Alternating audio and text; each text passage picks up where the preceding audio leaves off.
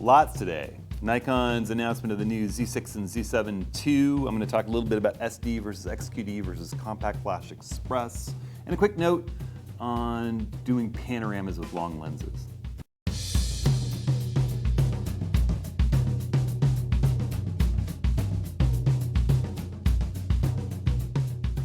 Well, hey everybody, it's Hudson. Welcome to this week's Approaching the Scene. Ton to cover here. I'm actually going to start this Approaching the Scene out kind of clarifying something I said about using the 70 to 200 millimeter S lens with the Nikon Z6 and Z7 for panos, and how to use that cheat sheet that I gave you with all the no parallax points for the S lenses that I use.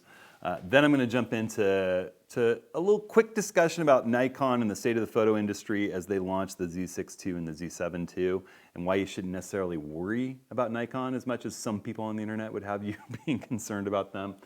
And I'll talk about what I'm excited about with the new Z6ii and Z7ii, why I pre-ordered them at midnight when I was able to, and what I'd also like to see Nikon do in the future with these cameras. And along the way, I'm going to talk a bit about SD cards versus XQD cards versus Compact Flash Express, the new sort of XQD card. Really, it should sort of be XQD3, but they're calling it Compact Flash Express.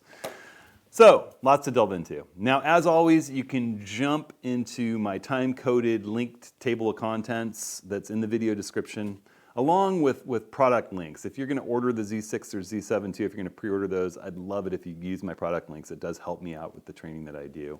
And I'll also put links to videos and links to things like that cheat sheet that I put out there for the no parallax points and all the panoramas. You just click the video's description or show more. You can go in and see all that stuff. And there's also just a sort of a scroll along the time bar in the bottom of YouTube. We put chapter time codes in there so you can jump from one spot to another, and they've got little codes. You can see what I mean if you scroll along the bottom of this video while it's playing. All right, and I want to thank everybody for subscribing, for sharing, for liking these videos. There's always a subscribe button down at the bottom right, a little symbol down there. Your comments in the YouTube comments, your emails to me are what really drive this content. I know today is really Nikon specific. Those of you who are not big Nikon aficionados, well, maybe you'll be interested in what I talk about with the XQD versus the SD cards and some of that stuff in the state of the photo industry. But, you know, I do have a lot of people that love the Nikon mirrorless system as much as I do, or love Nikons in general as much as I do, and are curious about the mirrorless system. So today is going to be red meat to those guys. All right. So let me, as promised, I had a lot of questions in office hours on Tuesday. We had this great office hours, which is, for those of you that haven't heard of this before, it's a big kind of group photography therapy session that we do on YouTube. I've got some other photographers that join me, and we have a big meeting, and we can all chat, answer questions, talk about topics. And I've had some questions in the lead up to that about how to interpret my cheat sheet that I put out there for the Nikon Z cameras with the 20 millimeter 1.8, the 50 millimeter 1.8, the 14 to 30 f4, the 24 to 70 f4, and the 70 to 200 2.8 for doing panoramas.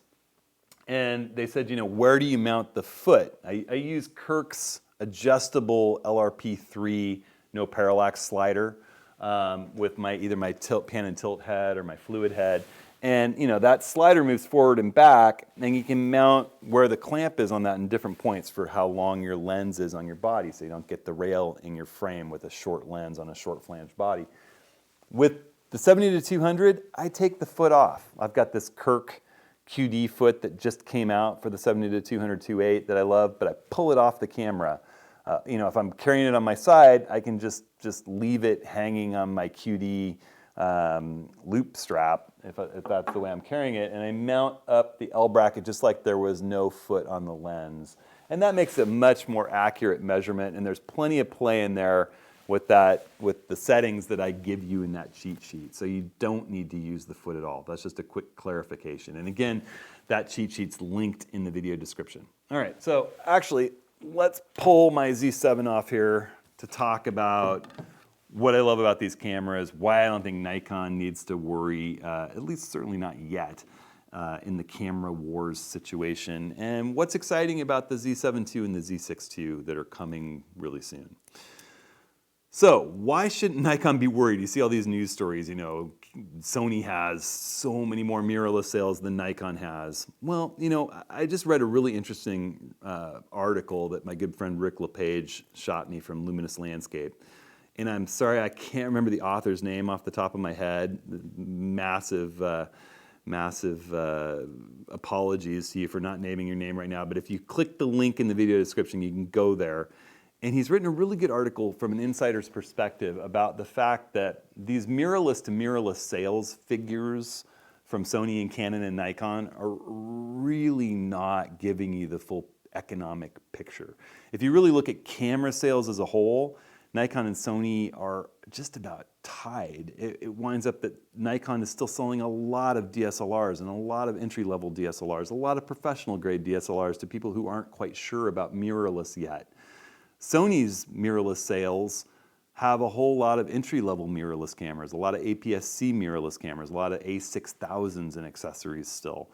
They sell very few DSLRs anymore. Most of that's old stock that still is remaining on shelves. So, when you look at the mirrorless sales that Nikon has, there's very few Z50s and Z5s. It's almost all Z6s and Z7s. It's high-end, more than $2,000 cameras. And so, moving into the future, Nikon has this huge user base of DSLR shooters that are eventually going to have to get brought into the mirrorless world. And the mount that Nikon created for the Z cameras does a beautiful job with the FTZ adapter with all this great Nikon glass that we've been shooting with for years and years. I have no problem using one of my favorite lenses ever, the 105 1.4 portrait lens, with my Z6 or Z7. It works as if it were on a DSLR. Same thing's true with my 500 PF hand-holdable wildlife and sports lens. Works fantastic on the Z6 and Z7. Do I like the native mount Z lenses better? Yeah, and part of the reason for that is that amazing new really wide flange mount that they created with the short flange distance to the sensor that lets the optical engineers just do magical things with these lenses from an optical perspective. I mean, this 70 to 200 2.8 is by far the best 70 to 200 2.8 that I've ever used or tested. And pretty much they've surprised me across the board, even with the little Z50 DX 16 to 50 variable aperture lens. That thing does amazing in backlight, has almost no vignetting, is razor sharp. So I think that Nikon's future is pretty bright. It's going to be easier for them to convince their DSLR users to keep using their lenses on the FTZ adapter and come across that bridge to a Nikon mirrorless body than it will be for a competitor to pull them away to a completely new system with all new lenses and an inability to use the gear that they already have. So that's my 2 bits. Now let's talk about what's exciting and new coming in this kind of mid-cycle update with the Z6ii and the Z7ii. What caused me to wake up in the middle of the night last night and pre-order those things with MPS pre-orders. And I think the overwhelming thing that I'm excited about is having a bigger buffer and faster processing. So they've put dual processors in. For the first time ever, Nikon's got dual processors in these cameras, and that's going to let them do more computations for autofocus and push more data through to that new Compact Flash Express standard than they could previously. And it's a pretty big boost. When you look at the buffer, the Z7 goes from 23 12-bit RAW files to 77 12-bit RAW files. And the Z6ii goes from 35 in the Z6 to 124 12-bit RAW files. That's a pretty massive buffer increase. They also get modest frame rate increases. The Z7 gets 1 frame faster from 9 frames per second to 10 frames per second, and the Z6ii gets, what does it go? It goes from 12 to 14, so it gets 2 frames faster. That's some cool stuff, especially, it's one thing I notice when I'm shooting action with the Z7 in particular, is I hit the buffer pretty fast and it slows down, and that'll be a great thing. Some of that's done through having dual processors.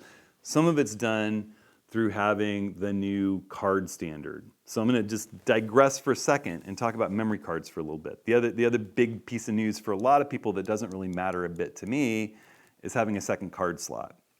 So they've added an SD card slot. And let's just talk really briefly about SD versus QX or XQD. To me, the SD card is sort of a lightweight, flimsy, was originally kind of an economical choice for a memory card back when people had expensive compact flash express cards. And compact flash express cards were far more durably built. These were a little bit flimsy, easy to break. They had their contacts exposed so that you can accidentally mess them up, getting a substance on them or touching them too much. So they're fragile, let's just put it that way. The older compact flash express cards that nobody uses anymore were better built, but they had all these little pins that stuck out, sort of old school interior computer style, like an old motherboard had those pinned connections. And if you accidentally bent one of those pins by putting the card in a little bit sideways, you could really mess up your original compact flash card. So those have problems. And rightly so, people with SD cards and compact flash cards wanted to have a second slot so they could be writing to two cards at the same time just in case something went wrong with these fragile cards. And then came the XQD, and the XQD Nikon incorporated in the D500 and the D850, and it's the only card slot in the Z6 and Z7, and it is a burly, extremely well-built card. I mean, you would have to really work to damage this. It's shock resistant, it's difficult to bend, and its contacts are internal. There are little blades inside the camera that go up in there to make contact, so they're protected from accidentally getting damaged. These things are very, very, very robust, and they're also really fast. So one thing to consider, the fastest SD card out there right now writes at about 300 megabytes per second. The XQD card writes at 400 megabytes per second, just sort of at its base XQD card. Now, compact flash express is the new standard, and that's what the Z6ii and the Z7ii is built to handle. It's a new, faster bus rate system, actually. So it goes up to 750 megabytes per second. So we're talking 4 times faster yet. It's a whole nother level of fast, extremely robust. And the compact flash express card, the Lexar Professional that I got, is all metal bodied. It's even more durable than the Sony XQDs that I had before. So to me, if you put a second card in there, an SD card, a fragile SD card that has a slower write speed, a lot slower, you're talking about 300 megabytes per second versus 1750 megabytes per second, and you tell the camera to write to both cards, once your buffer fills, it's going to be extremely slow going in comparison to just writing to the XQD card. So for me, I've never worried a bit because these cards are so burly and durable about not having 2 card slots. If I put an SD card in my Z6ii or Z7ii, I'll set it to write overflow, or maybe just have video go to that card with potential for overflow to write to that card. I just don't see a big need with these cards being as good and as fast as they are. It's really just going to slow you down if you're shooting in high-speed situations. Or I would consider, if you're shooting things like birds in flight or wildlife or sports action, maybe consider turning off writing to that second card in those situations. I mean, it still could be great for that really special corporate event or wedding or something where the client's really demanding and you're not shooting at a high frame rate. Just having it in 2 spots can give you peace of mind. All right, so what's next? There is improved autofocus. This is a biggie.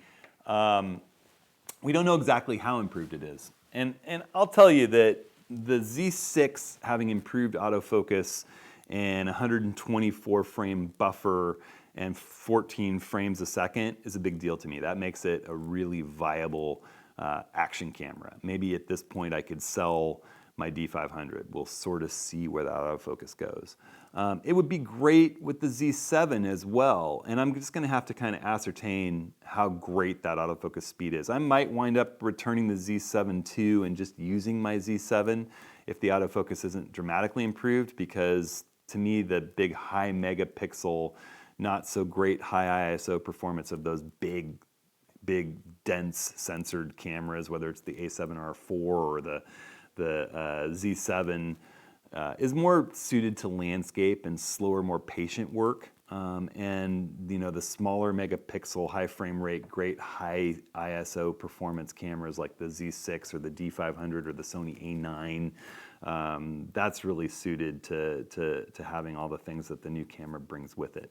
All right, The other thing that it's going to have with autofocus, we know it's supposed to be improved, and they've got more ramped up processing power to improve that autofocus, and I can't wait to test it and report on it.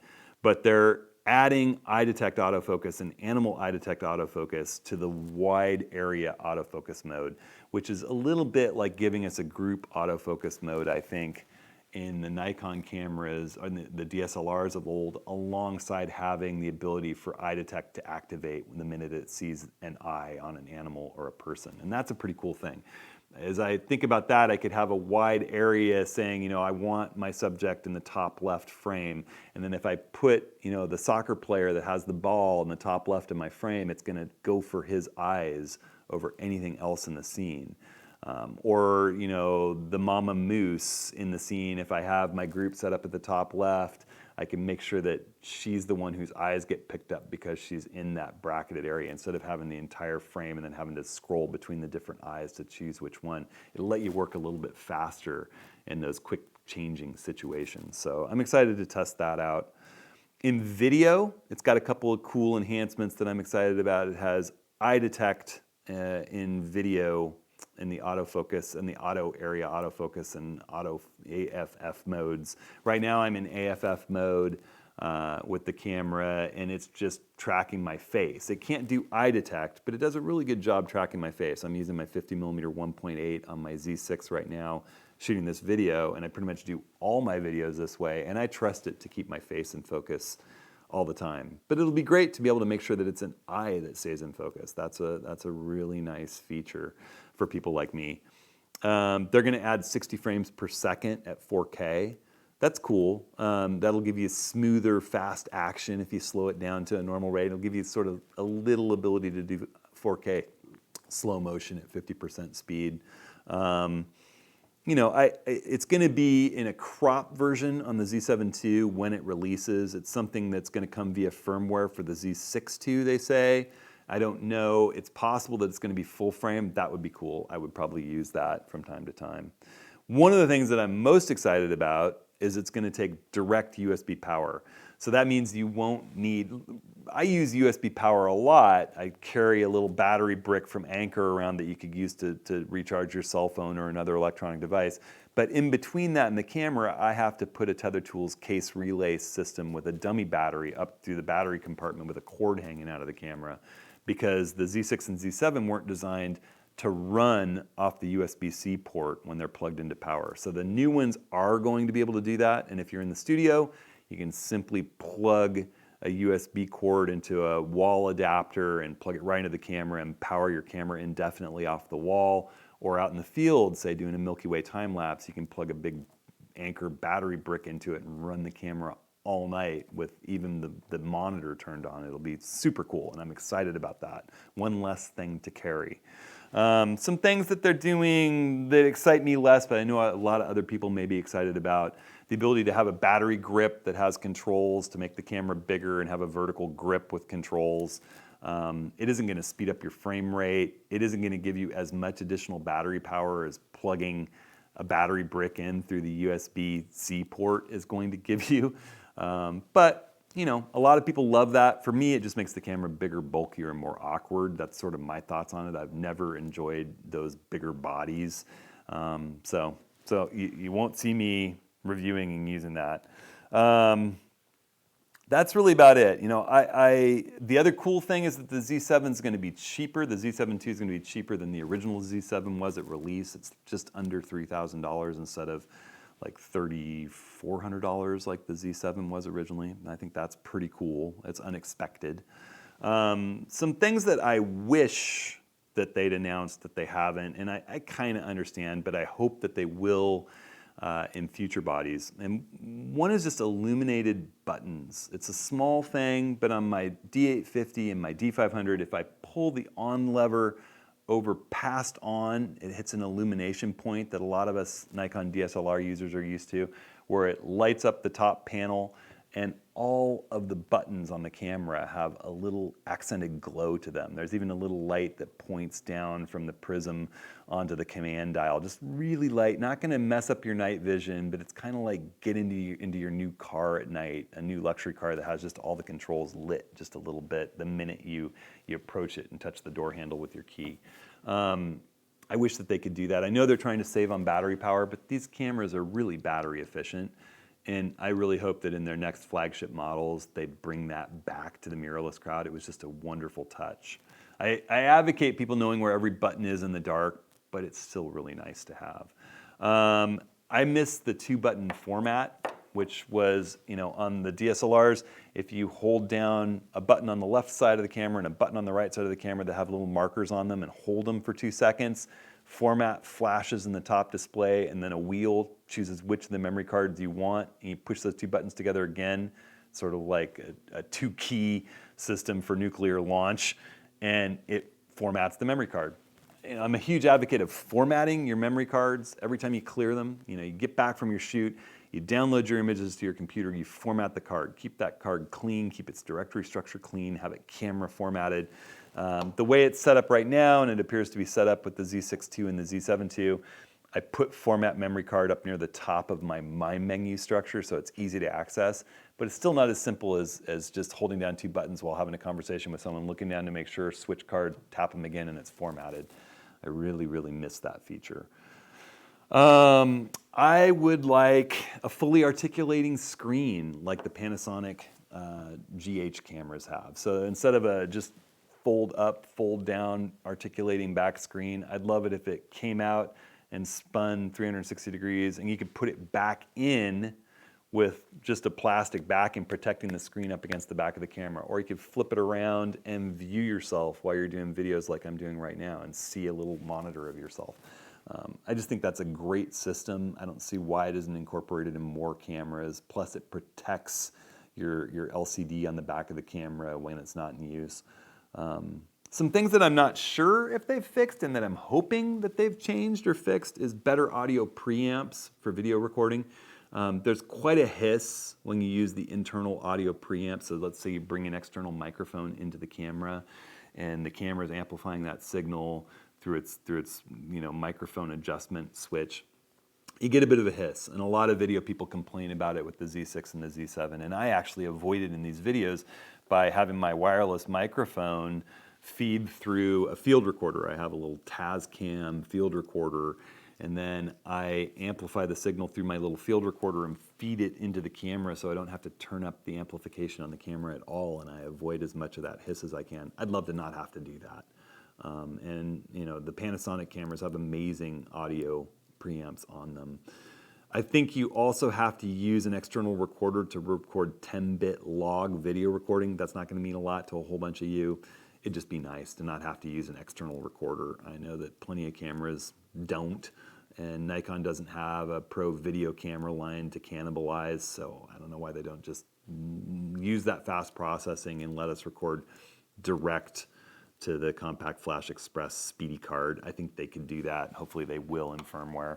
And the other thing that's been a big pet peeve of mine, I'm going to link another video in the video description, is the inability in still mode. This is not true in video mode, only in still mode, and it's really a software quirk.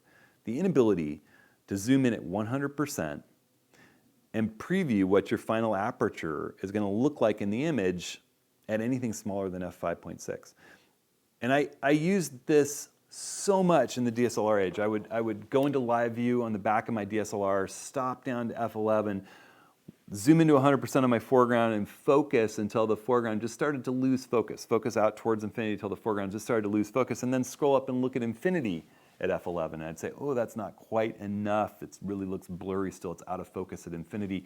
Maybe I choose to focus stack in that situation. Maybe I stop down to f16 depending on what lens I'm using. It was really easy to do. In fact, in the DSLR days, if you hit the depth of field preview button, it actually it opened the aperture up to f2.8 to get a cleaner view where it didn't have to kind of amplify the signal via ISO amplification to see the view bright on the back LCD.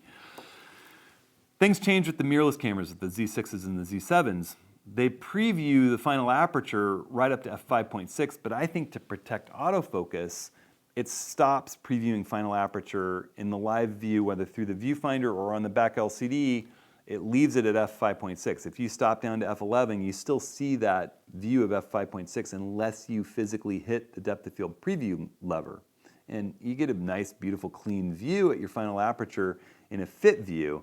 But if you're zoomed into 100%, scrolling around to check fine focus in the foreground and the background, the minute you press depth of field preview, it jumps back to a fit view and you can't see things at 100%. And there's no physical way to do it. You can't see your image's final aperture. And I've got a whole video about this and a link to tell Nikon about it. I know that the reps from the United States and Germany have already talked to Japan about it, but the more they hear about it, the better. I don't know if that's fixed in the Z6ii and the Z7ii.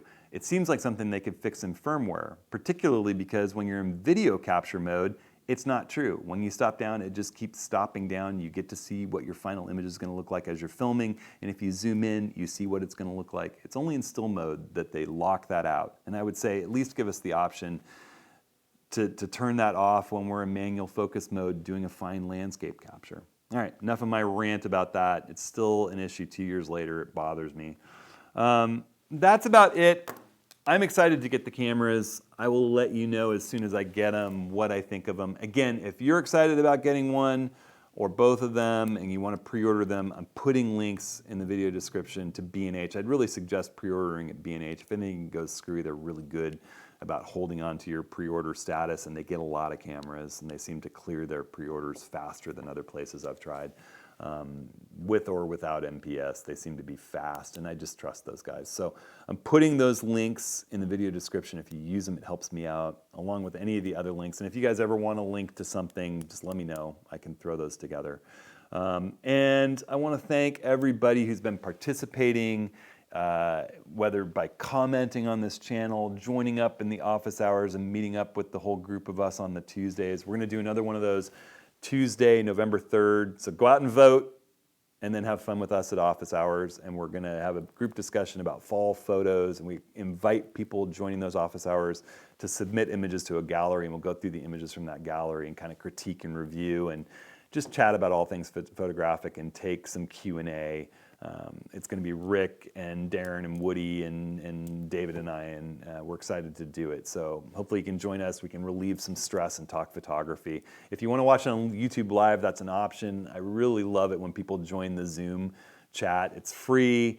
I get to see everybody's face. We can chat with each other during the hour. It's a lot of fun. So 10 a.m. Pacific, you can sign up at hudsonarea.com/office hours. Again, links to everything I've been talking about in the videos are in the description. I'm excited to get these new cameras. I hope you're excited about them too. I think that there's a lot of exciting stuff coming down the pike for all the different camera brands. And let's face it, it's difficult to buy a bad camera these days, no matter what your brand is. And then if you've at all been worried about Nikon, I'd read that article that I link from Luminous Landscape and worry a little bit less. All right, everybody, stay safe. Keep out there practicing and shooting, and we'll see you next week.